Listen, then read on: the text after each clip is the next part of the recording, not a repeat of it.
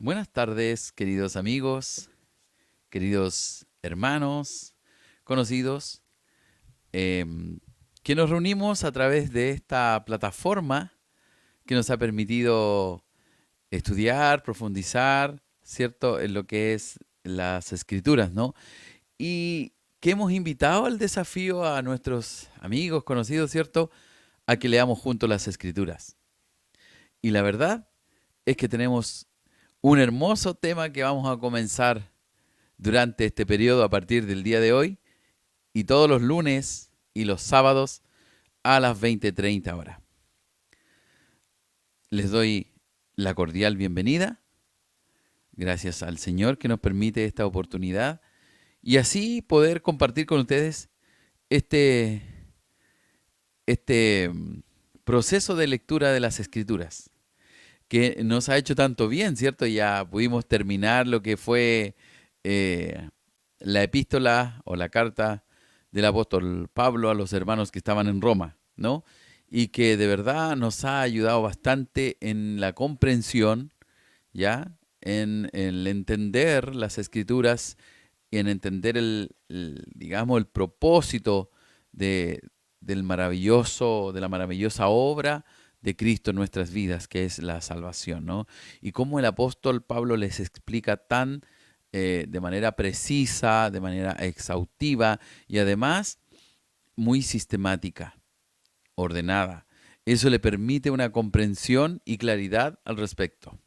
Así que gracias al Señor porque hemos terminado esa, esa lectura que fue con la que iniciamos estos procesos de lectura.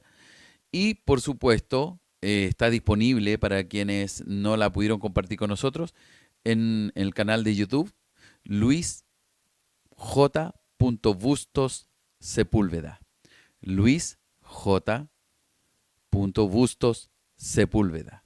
Allí en ese canal de YouTube usted puede acceder, están los 17 capítulos, digamos 17 sesiones de los 16 capítulos del libro romano.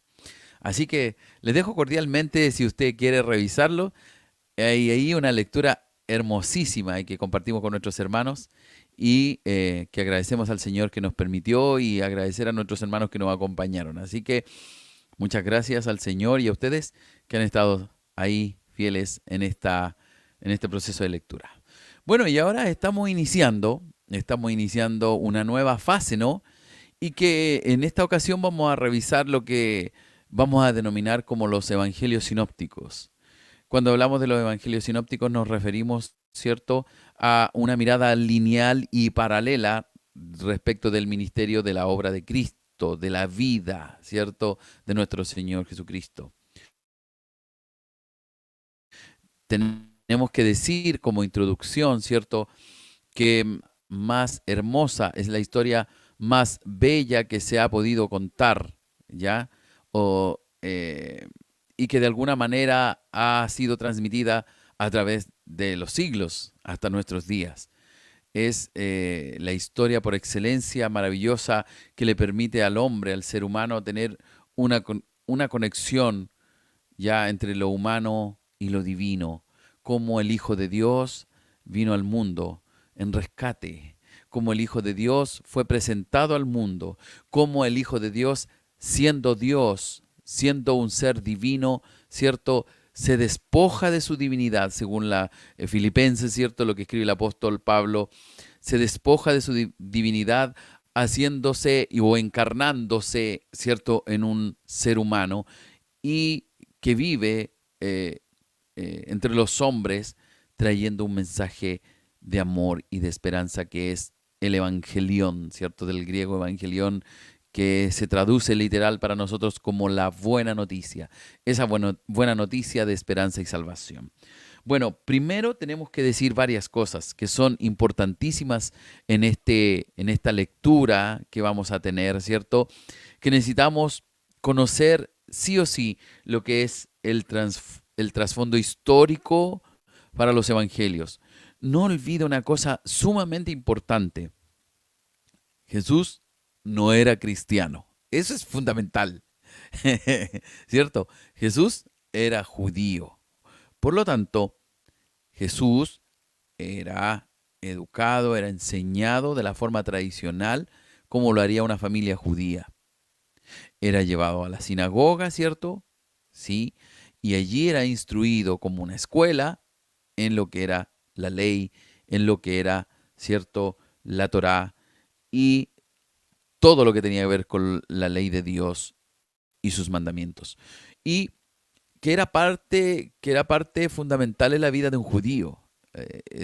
Era esencial en la cultura de los judíos, ¿ya? Por otro lado, tenemos que en la época del Señor eh, habían varios, digamos, en su contexto histórico mediático, teníamos la opresión grande que ejercía Roma sobre los judíos, ¿no? El ejército romano había conquistado gran parte del Mediterráneo, incluso más allá, ¿no? Hasta establecer buenas carreteras. El sistema político imperante por Roma o que había establecido y le había permitido a Roma ser una ciudad, o digamos, un imperio, disculpe, ser un imperio que era muy seguro, que permitía, se habían construido buenas carreteras, que permitía, digamos, el acceso libre por las ciudades sin problemas de robos. También incluso en el Mediterráneo, ¿no? Habían exterminado a los piratas, por lo tanto los viajes eran factibles, no era algo que pudiera ser una amenaza, al contrario, la venida del Señor viene en un momento trascendental en la historia de la humanidad.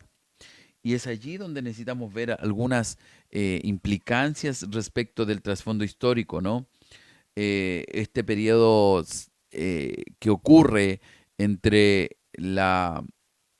digamos, la profecía de Malaquías, por decir como el último de los profetas del Antiguo Testamento, ¿cierto? Y Juan el Bautista, que sería el precursor del Señor Jesús, ¿cierto? Habrían transcurrido unos 400 años en que los teólogos y los estudiosos, los filólogos, historiadores, lo señalan o lo mencionan como los 400 años de silencio, en donde no hubo mensaje profético, en donde no hubo escrito profético que de alguna manera que pudiera estar vigente en aquel entonces. Por lo que em, recobra importancia que después de un largo proceso de sequía, de mensajes, ¿cierto?, de profecía, viniera un mensaje profético y trajera la buena nueva del advenimiento de el Mesías al mundo, ¿cierto? El Mesías prometido por lo demás. Entonces podemos primero entender que durante estos 400 años de silencio ocurrieron hechos muy importantes, ¿ya? Que estaban allí, digamos, previo a la venida del Mesías. Lo primero, decir que los judíos, o una parte de los judíos, ya habían regresado a Jerusalén, ¿cierto? Habían vuelto después del exilio de Babilonia, ¿cierto? Ellos vivían tranquilos, ya vivían en paz, habían reconstruido el templo, ¿cierto? Y habían vuelto a todas las ceremonias y las prácticas del judaísmo, ¿no? Por lo tanto, gozaban de cierta tranquilidad, ¿no? Bueno, eh, en el siglo cuarto antes de Cristo tenemos un personaje importantísimo en la historia, allí digamos, del Asia Menor, que es Alejandro Magno. Con su ejército greco-macedonio, ¿cierto? Conquistó el imperio persa y con ello de pasadita Palestina, ¿cierto? Bueno, este personaje tan importante en la historia y que es estudiado por nuestros niños en la escuela y nosotros mismos, ¿cierto? Que estudiamos a Alejandro Magno, eh, muere por allá alrededor del 323, ¿cierto? Antes de Cristo y sin dejar ningún heredero. Por lo tanto, todo el imperio, toda la conquista es dividida o es repartida, por decirlo así, entre sus generales. Y ahí tenemos, digamos, tenemos a los Ptolomeos, ¿cierto?, que reinaron en Egipto, y a los Seleucidas que o reinaron o gobernaron o tuvieron dominio en Siria. Por lo tanto, Palestina siempre quedó al medio entre los Ptolomeos y los Seleucidas.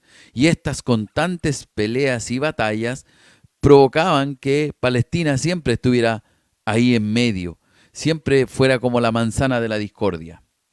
Eh, Uno de los sueños que tenía Alejandro Magno era de unir a la humanidad a través de la cultura griega. Sí, era uno de sus aspiraciones, de sus sueños, ¿ya? Y lo iba a hacer de alguna manera imponiendo la cultura griega. Entonces es donde allí los helenistas empiezan a cobrar gran importancia y el idioma oficial era el griego. Tal importancia los helenistas que incluso llegaron a ser parte de los judíos, ¿no? Empezaron a amar mucho el deporte, la gimnasia, se construyó un gimnasio cerca del templo, entonces los judíos dejaron de ser este pueblo ortodoxo, esta búsqueda de Yahweh, de la búsqueda de las escrituras, y se fueron helenizando cada vez más, a tal punto, cierto que en cierto sentido, el sacerdocio incluso fue afectado por esta situación.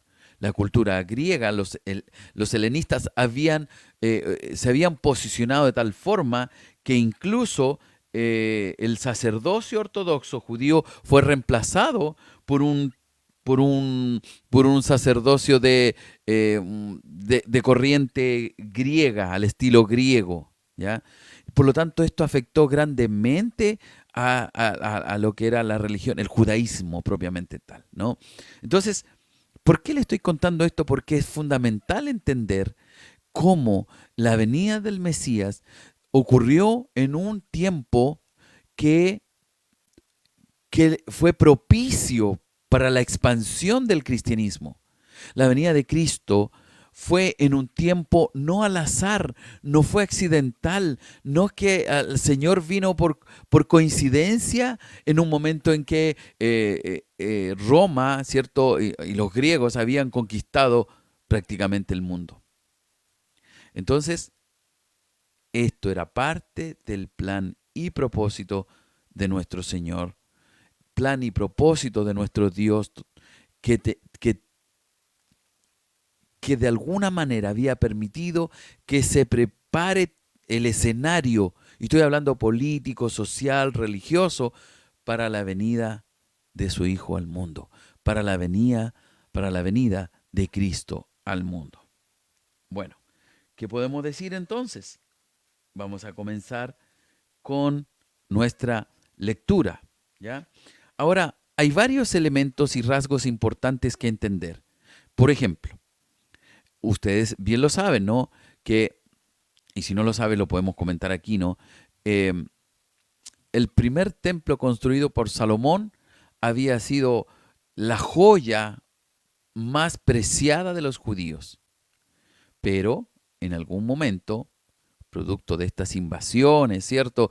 Que sucedieron del 722, el 586, hubo invasiones que finalmente hicieron que el templo fuera destruido. Se intentó reconstruir, restaurar, ¿cierto? Pero tanto que iba y venía, ¿cierto? Estas batallas y estas luchas, finalmente el templo fue destruido. Entonces llega un periodo en que los romanos quisieron congraciarse con los judíos, claro, y tenemos la aparición de Herodes, ¿no? En el escenario, ¿cierto? Herodes el Grande, y para congraciarse con los judíos, lo que hace es construir el segundo templo, ¿cierto? Y que tenía hermosa construcción, tenía, digamos, era el lujo de templo que Herodes el Grande, para poder tener en paz a los judíos, había construido. Hay muchos detalles, habitaciones, ciertos espacios que se construyeron para los varones, el patio del templo, ¿cierto? Mucho que adornaba al templo de la época, ¿no? Entonces, ya tenemos que estaba el primer templo construido, fue destruido entre estas batallas y luchas, ¿cierto? Y también eh, para congraciarse, de alguna manera Herodes el Grande construye el segundo templo. Ahora, ¿quiénes eran los que de alguna manera estaban eh, a cargo de la religión judía en el entonces cuando el Señor viene? Y tenemos allí claramente en escena los fariseos, los escribas, ¿no? Que son, digamos, de alguna manera los más ortodoxos o los que pretendían mantener, digamos, la religión judía, digamos, bien apegada a lo conservador, ¿no? Y por otro lado estaban los saduceos, que si bien es cierto, tenían una estirpe de élite, ¿no? Digamos, su idiosincrasia y todo su mover era ligada a los romanos y al gobierno romano. Por lo tanto, ellos tenían una visión mucho más liberal, por decirlo así, del judaísmo. Los saduceos no creían en el aspecto místico, en lo espiritual. Ellos eran muy racionalistas, ¿ya? Y ellos no creían, claramente no creían en la resurrección. Estoy hablando de los saduceos del tiempo de Jesús, ¿no? Y los fariseos, que eran los más ortodoxos, sí, ellos creían en todo lo místico, lo espiritual, y creían también en la resurrección, ¿no? Entonces, ahí esta controversia religiosa en el judaísmo. También tenemos a los celotes, que ya más que un grupo religioso, eran un tipo de partido político, ¿no? Que ellos esperaban, digamos, esta libertad de la opresión romana, o la buscaban, ¿ya?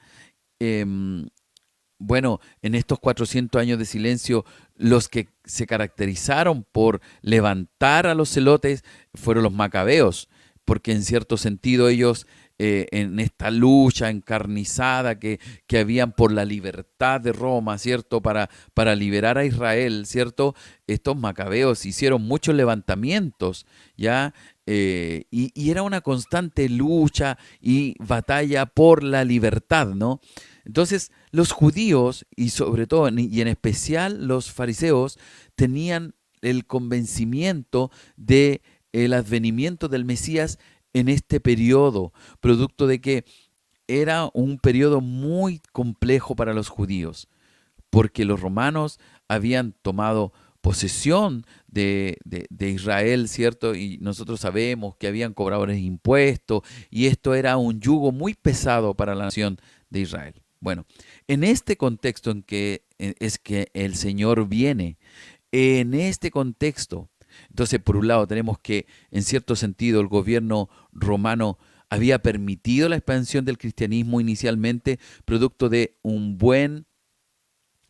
eh, un, eh, una buena preparación para los viajes, buenas carreteras, un ejército sólido que permitía seguridad y tranquilidad, se evitaban los robos, ¿cierto? Los piratas en el Mediterráneo. Entonces permitía la facilidad de los viajes. Y esto, por supuesto, que era una oportunidad importante para la expansión del cristianismo en la instancia en que el Señor aparece en escena. ¿Ya? Entonces, y por otro lado, en cuanto a lo religioso, los romanos tenían una concepción helenista griega, de la cultura griega, ¿no? Con esto del politeísmo de los dioses. Entonces, un dios más no era problema para los romanos en sí, ¿cierto? No era un problema en cuanto a lo religioso. Más bien el problema estaba en los judíos, ¿ya? Así que era el escenario político, social, religioso en el que el Señor aparece, en que el Señor va y vamos a comenzar nuestra lectura, pero tengo que hacer esta introducción para poder entender el contexto histórico en que el Señor viene al mundo, ¿no? Entonces, el escenario estaba preparado. El escenario no podía ser el mejor para la expansión del cristianismo, para la expansión del mensaje de salvación que traía Jesucristo al mundo. ¿Cierto? Bien. dicho eso, ¿cierto?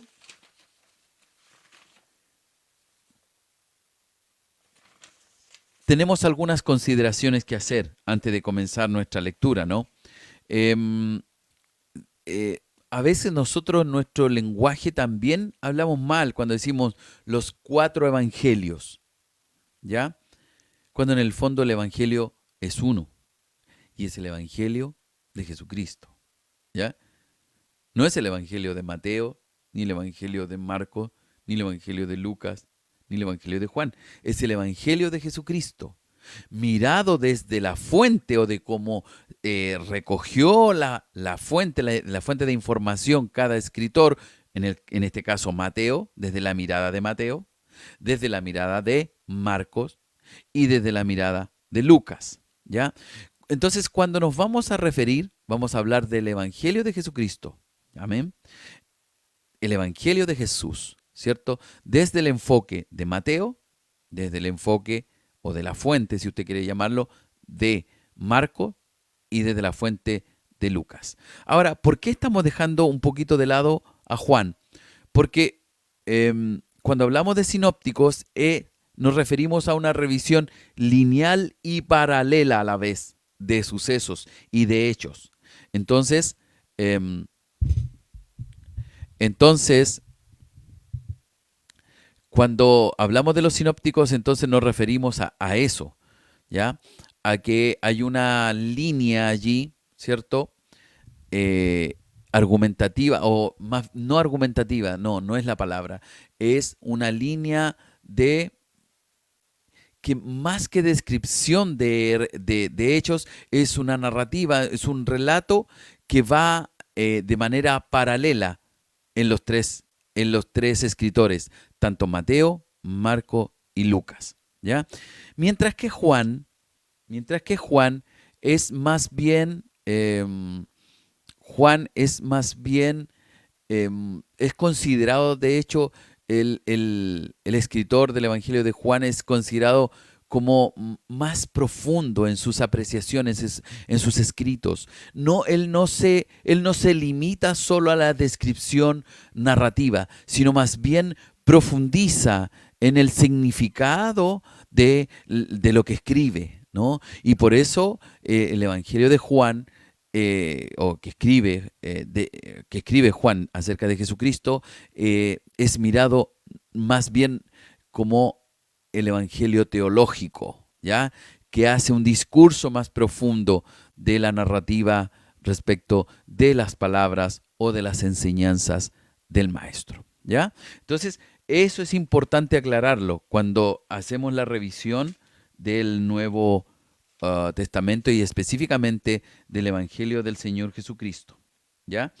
Entonces, ya hemos revisado acerca de los evangelios sinópticos, ¿cierto? Em, Ahora quiero hablarles brevemente acerca de los autores. Como vamos a hacer una revisión lineal, entonces quiero presentarles primero alguna descripción de los autores para luego comenzar nuestra lectura porque tiene un orden distinto, ¿ya? Entonces, para podemos hablar acerca de Mateo.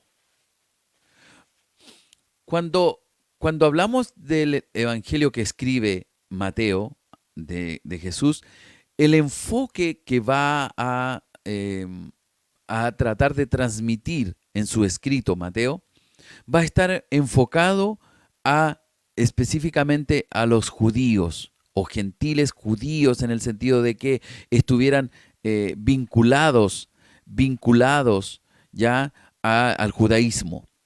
¿Por qué? Porque Mateo va a intentar desde su escrito dar evidencias constantes de que Jesucristo es, o era más bien en ese entonces, era el Mesías prometido, el Mesías que los judíos esperaban, que había sido anunciado por los profetas, que estaba en las escrituras, ¿no? Entonces, Mateo va a procurar siempre vincular a Jesús con el Antiguo Testamento y va a citar constantemente el Antiguo Testamento para que aquel judío que leyera el Evangelio que escribe Mateo, ¿cierto?, entendiera que este era Jesús, el Mesías prometido. ¿Ya? Ahora bien, entonces, cuando miremos a Mateo en sus escritos, nos vamos a dar cuenta de este gran detalle por las citas que él hace y las referencias al Antiguo Testamento que él hace, ¿cierto?, acerca del Mesías prometido. Por otro lado, Mateo va a destacar, ¿cierto?, en su discurso o en su escrito, ¿cierto?, cómo detalladamente él va a ver desde el punto de vista de lo milagroso, ¿cierto?, pero también va a dar énfasis en Jesucristo como el rey que viene de la línea real de David, ¿cierto? Y que va a cumplir la profecía respecto de que de la línea real nacerá el Salvador. Vendrá aquel que salvará al mundo de sus pecados, ¿no? Entonces, este rey debe enseñar acerca de los principios que rigen este reino, ¿cierto? Entonces, las palabras de Jesús, principalmente en Mateo, ¿cierto? El reino de Dios se ha acercado y está entre vosotros. Por lo tanto, tiene que enseñar las reglas. Y allí podemos ver nosotros allí en Mateo en el capítulo 5 las bienaventuranzas que tienen que ver con los principios de este reino, ¿ya? Por lo tanto, el carácter que va a mostrar Mateo acerca de Jesús es el carácter del rey, que viene y que ha sido anunciado por los profetas. Dicho eso, seguimos entonces con el autor de Marcos, ¿no? Marco, compañero de Pedro en algún sentido, ¿cierto? Que se presume que Pedro habría sido la fuente de la cual Marcos recibe la información para escribir su carta.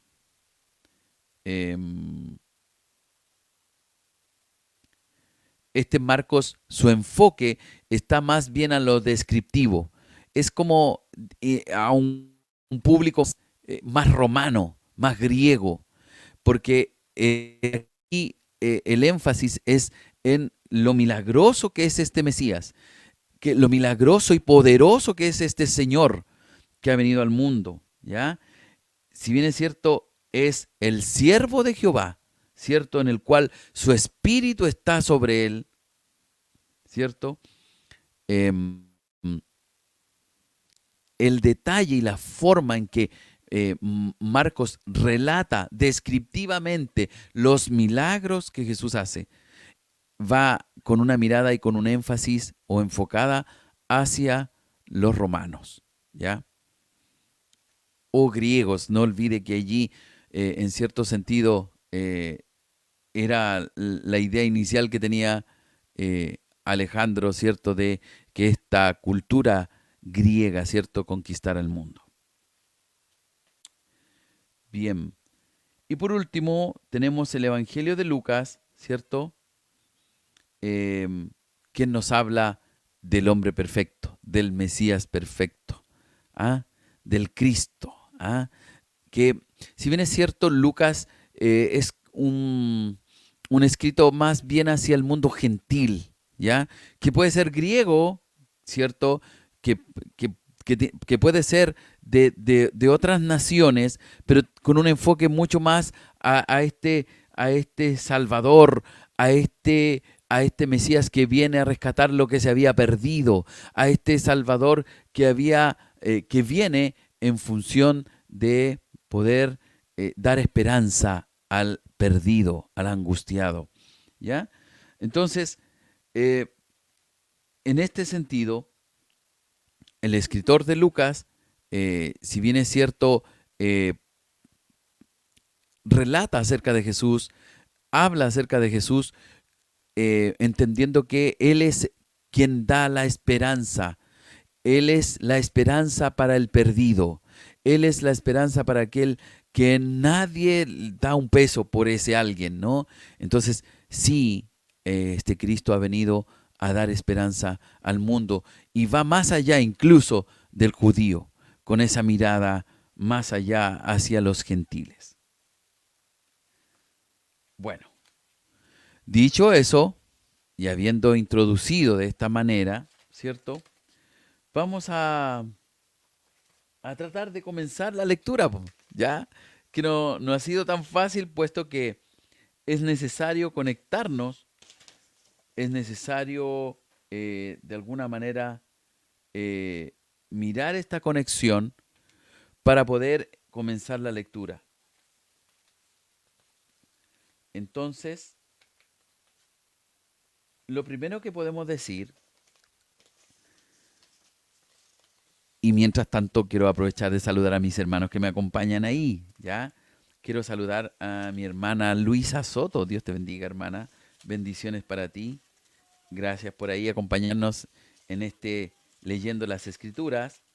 Y, por supuesto, mi hermana Tatiana Parragués. El Señor me la bendiga grandemente. Mi hermana Sarita Bustos. Dios te bendiga, Sarita. Bendiciones.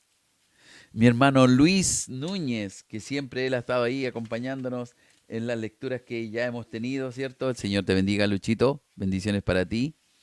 Nuestra hermana Uberlinda, Dios le bendiga. Bendiciones para usted. Un fuerte abrazo. También nuestro hermano Carlos Belmar. El Señor le bendiga grandemente. Bien, entonces vamos a comenzar nuestra lectura y lo vamos a hacer específicamente con las anunciaciones, ¿ya? A ver, se supone que todo... Me dicen que está muy bajo el volumen. Ya voy a tratar de resolverlo. Deme un segundo.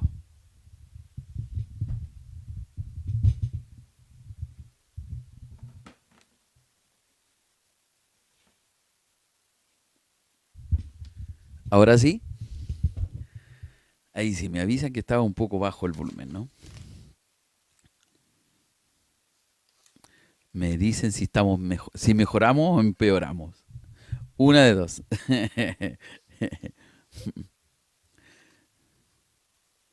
¿Me escuchan ahora sí? ¿Mejoró el volumen? Háganme una seña nomás. No hay problema.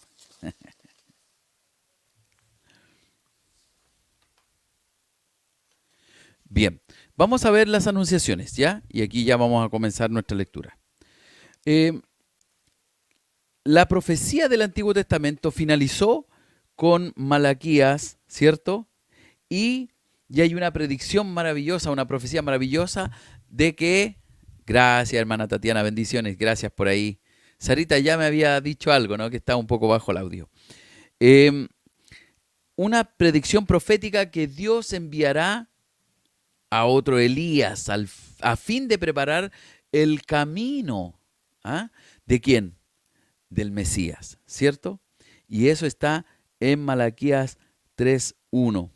Entonces, imagínense, conectémonos con el contexto. Los judíos estaban sufriendo la opresión romana, ¿cierto? Estaban siendo conflictuados con Roma y cómo ellos ejercían sobre la nación una explotación, ya sea a través de los tributos y una serie de cosas, abusos de los ejércitos y todo ese, era algo que Israel sufría, ¿no? Entonces, de alguna manera, Israel esperaba el advenimiento del Mesías, sobre todo específicamente más bien los fariseos que tenían como esa mirada más hacia lo espiritual, hacia lo divino, hacia cómo la intervención de Dios iba a ser en favor del pueblo, ¿no? Bueno, entonces, después de estos 400 años de silencio, finalmente el Señor comienza a preparar el camino de su Hijo Jesucristo. Y es el aparecimiento aquí en escena de Juan el Bautista, ¿sí? Y para ello, quiero compartirles Lucas capítulo 2, Lucas capítulo 2, del verso 35. Lucas capítulo 2, verso 35. Dice así, 2:35.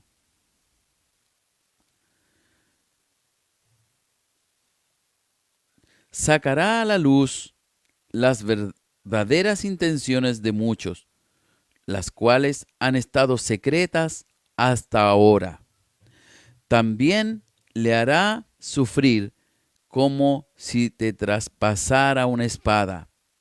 Habrá también una profetisa llamada Ana, de la tribu de Aser, e hija de Fanuel. Ya era muy anciana, había quedado viuda después de 7 años de casada. De ahí en adelante vivió sola hasta la edad de 84 años. No se alejaba nunca del área del templo. Alababa a Dios día y noche con oración y ayuno. Ana llegaba en ese momento y comenzó a darle gracias a Dios y a hablarles del niño a todos los que estaban esperando la liberación de Jerusalén. Entonces, ahí podemos conectar cómo proféticamente Dios ya había comenzado la intervención para la venida del Mesías, ¿no? Mire, vamos a dar el pase a la anunciación del precursor. Y en este caso está en Lucas capítulo 1, versículos 5 al 25.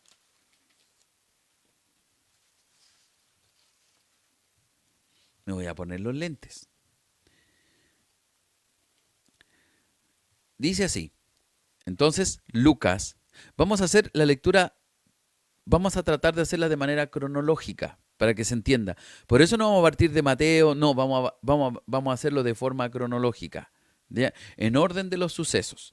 Entonces, en Lucas, en el capítulo 5, perdón, el capítulo 1, versículo 5, dice así: en los tiempos del rey Herodes de Judea, había un sacerdote llamado Zacarías, del grupo de Abías. La esposa de Zacarías se llamaba Elizabeth y venía de la familia de Aarón. Los dos hacían el bien ante los ojos de Dios, cumpliendo sin falta las leyes y los mandatos del Señor. No tenían hijos, porque Elizabeth era estéril, y además ambos ya eran ancianos. Quiero hacer una importante, eh, apreciación o, digamos, puntualizar. Aquí estoy usando la versión Reina Valera del 60 y Palabra de Dios para Todos, 2005, de la Liga Bíblica, ¿ya? Porque si usted me dijera, pastor, ¿dónde está leyendo eso? Sí, estoy leyendo con ambas versiones, ¿ya? En este caso estoy leyendo Palabra de Dios para Todos. Versículo 8. Un día Zacarías estaba cumpliendo sus deberes de sacerdote ante Dios porque a su grupo le tocaba el turno de servir en el templo. De acuerdo con la costumbre de los sacerdotes, le tocó en suerte a Zacarías entrar al templo del Señor y ofrecer el incienso. Había mucha gente orando afuera del templo a la hora de ofrecer el incienso. Entonces un ángel del Señor se le apareció a Zacarías. El ángel estaba de pie a la derecha del altar del incienso. 12. Al ver al ángel, Zacarías se inquietó y tuvo miedo. Entonces, 13. Entonces el ángel le dijo: no tengas miedo, Zacarías, que Dios ha escuchado tus oraciones, y Elizabeth, tu esposa, tendrá un hijo, a quien le pondrás por nombre Juan. Estarán felices y llenos de alegría, y muchos se alegrarán por su nacimiento.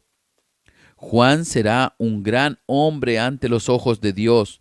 No tomará vino ni ninguna bebida alcohólica.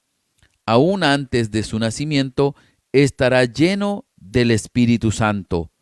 Juan hará que muchos israelitas se vuelvan al Señor su Dios, con el mismo poder espiritual de Elías. Él preparará el camino para el Señor. Hará las paces entre los padres e hijos y hará que los que no obedecen a Dios cambien y piensen como Él manda. Así Juan preparará al pueblo para que esté bien dispuesto cuando el Señor venga. Entonces Zacarías le dijo al ángel: ¿Cómo puedo estar seguro de que esto pasará? Yo ya soy viejo y mi esposa tampoco es joven. 19. El ángel le respondió: Yo soy Gabriel y estoy a las órdenes del Señor. Él me mandó a hablar contigo para darle esta buena noticia. Pero ahora no podrás hablar hasta el día en que esto ocurra. Quedarás mudo por no creer lo que te dije, pero todo se cumplirá en el momento apropiado. Entonces, me voy a quedar ahí. Me quedé, le voy a decir dónde me quedé para que después veamos hasta el término. Me quedé en el versículo 20. Entonces aquí tenemos la anunciación de Gabriel a Zacarías. Aquí es un elemento relevante que el hecho de que Zacarías fuera un sacerdote y que entre 20,000 sacerdotes debían echar suertes para poder oficiar en el altar del incienso. O sea, era muy difícil que le tocara oficiar a un sacerdote. Había muchos y todos esperaban tener la oportunidad de hacerlo. Y para poder definirlo, lo hacían echando suertes. Entonces, por esas cosas maravillosas del plan de Dios, ¿no?